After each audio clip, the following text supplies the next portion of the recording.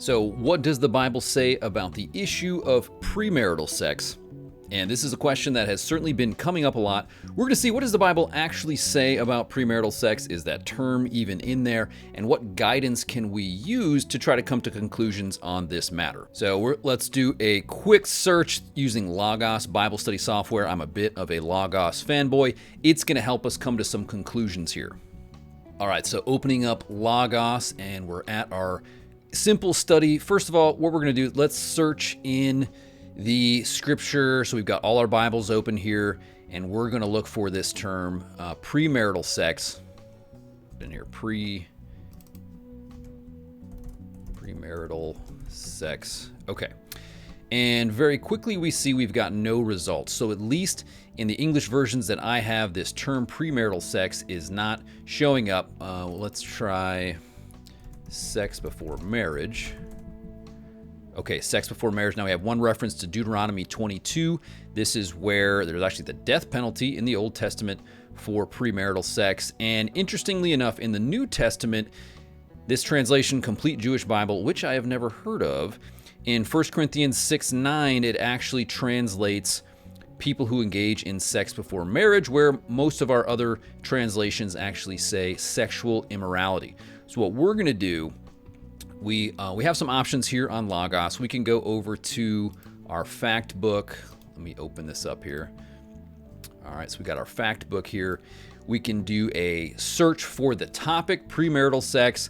We've got an article here from Holman Illustrated Bible Dictionary that is going to walk us through what does the scripture actually say. Now, interestingly enough, when it comes to the issue of a topic like premarital sex, a lot of us fall into what author Samuel Perry says is biblicism. Now, what that is that's when we say, listen, if there's not a verse that talks specifically about premarital sex, then I don't have to say specifically obey that rule. So, for example, in Samuel Perry's book, Addicted to Lust, he said that Christians are divided on the issue of masturbation primarily because the Bible is silent on that issue.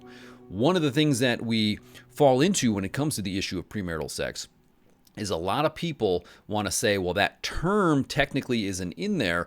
Let's look at the term that is actually in the scriptures. So we have a few scriptures referenced here in our fact book through Logos. I'm going to close that out here really quick. And what we really need to do is let's look at some passages that talk about the issue of sexual immorality. I think the best one for us to look at first, we're going to look at Acts chapter 15. So I've got that open up here in my Logos library. This is the ESV translation. And in Acts, the book of Acts, there was a divide on what should they require of the new Christians who had just come to faith. Most of these were Gentiles. Gentiles were not following any of the Jewish law, and there was a debate between, should we have the Gentiles follow all of the Old Testament law? And Peter actually stands up and says, listen, neither us nor our fathers have been able to bear the yoke of the law. Why would we now require that on the Gentiles? But here's what they did require. This is Acts 15 and verse 20. They said, let us write to them to abstain from things polluted by idols and from sexual immorality, from what has been strangled, and from blood. This word right here, sexual immorality, we're going to pull it up. So on the bottom here, it's telling me my Greek word. Let's do a quick Bible word study. This is one of the things I love about Logos. It will let me do Greek word studies. I don't know Greek. I guess I know the alphabet. I could read the words, but I don't know a ton of the Greek vocabulary. But Logos allows me to do that. So down here we're seeing, this is our word porneia, and we can actually listen to them pronounce it. Porneia. Ooh, there we go. Okay, porneia. And it's telling me that in the ESV, this word shows up 24 times, 23 of which it is translated immorality, okay? And then at one time it is actually translated sexual, which is actually Jesus. That's Matthew 5:32. He says, I say that everyone who divorces his wife except on the grounds of sexual immorality makes her commit adultery. Okay, so primarily this word is translated immorality. We see sexual immorality. Jesus told us in Matthew 15, it's out of the heart come evil thoughts, murder, adultery, sexual immorality, theft, false witness, and slander. Okay, so that opens us up to the debate. Is the command against sexual immorality, is it primarily only adultery, meaning if you are married, you are commanded not to have any sex outside of that marriage relationship? Or does that also extend to a single not being able to engage in sexual relationships? Let me know in the comment. What do you think? What have you heard? What scriptures speak to this? And your thoughts on the matter. Because I think there's a movement in our culture, because our culture, hey, I'm recording this video in 2023 in America. It is a culture that idolizes sex. It is a culture that believes that sex is ultimate. Therefore, we believe we have the right and we demand sexual gratification. So many of us are led to the conclusion, well, if I'm not married, I should be able to find that elsewhere. It's not hurting anyone. This speaks into our beliefs on the issues of things like masturbation, premarital sex, sex outside of marriage, pornography. All of these things are going to come back to, what are we taking from this word porneia? Porneia sounds like pornography. So primarily up here in our definitions, we've got sexual immorality and fornication. And to engage in illicit sex, to commit fornication, sexual immorality. Now, Logos is going to give me a lot of options if you want to do a deep dive in how this word has been used. It's giving me some resources here. I love the Theological Dictionary of the New Testament. It's going to tell me where this word shows up, not only in the New Testament, in the Old Testament was translated in Greek in the Septuagint, and also in writings around that time. How else do we see that Greek word used? So great resource there. As we study this topic, one of the things we're going to realize is that the church has historically taught that sex is reserved for a man and woman within marriage and that all other sexual activity is out of bounds. Primarily, the church has historically taught that sex outside of marriage, masturbation, that these things are forbidden, that for men and women, we should desire to bring our sexual desires under control, to discipline them. Now, it's not easy, and it's certainly not easy in a culture that glorifies sex, in a culture that wants to put sex in our face at all times. This is a very difficult thing to do. Let's look at a few other passages that are going to speak into how we determine our thoughts on sexual immorality. Let's look quickly at Hebrews 13:4. So we'll pull that up here. Hebrews 13:4. It says, "Let marriage be held in honor among all, and let the marriage bed be undefiled, for God will judge the sexually immoral, and the adulteress." So right there, marriage is to be held in honor. The marriage bed should be undefiled. And so that brings up a question. In giving us that command that the marriage bed should be undefiled, does that include premarital? Is that before marriage? And the answer that the church has historically given is yes. I fall in that category, saying that it is yes, that sex is to be reserved and saved for marriage. One of the reasons we don't like that is because it's difficult, right? It requires discipline.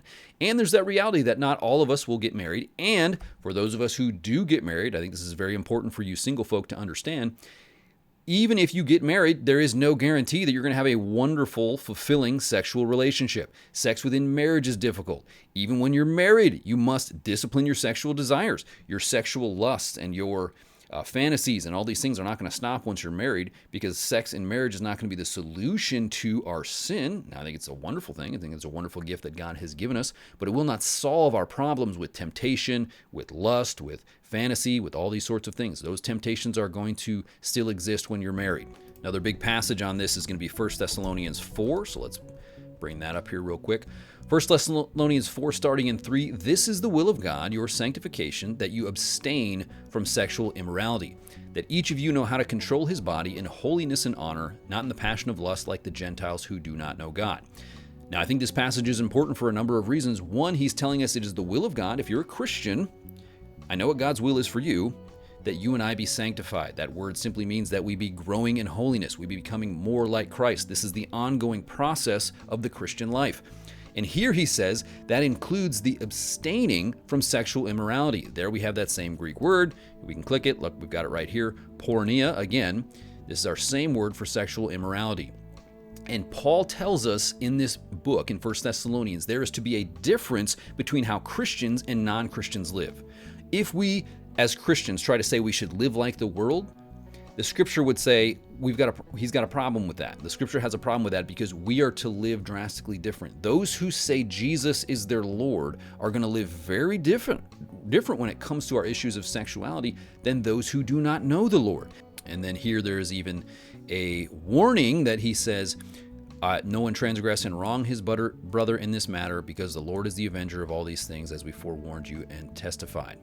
God has not called us to impurity, but in holiness. So when it comes to answering the question of does the Bible forbid premarital sex, there are some verses that we can look at. Do a deep study on that issue of pornography. I'll link to Logos. There's free versions there. You can download that software and start to study and use some of those resources, or use something like Bible Gateway and really try to see what does the scripture teach on this issue. Historically, the church has taught that sex is reserved for marriage alone. It has forbidden premarital sex. It has forbidden extramarital sex. And it has said that marriage is God's design for where we express our sexuality. Let me know what you think in the comments. If you found this video helpful, be sure to hit the like button and subscribe. If you have other questions that you want to know what does the Bible say, let me know. I can make a series like this. This is Jason for Soulfire. I'll catch you in the next one.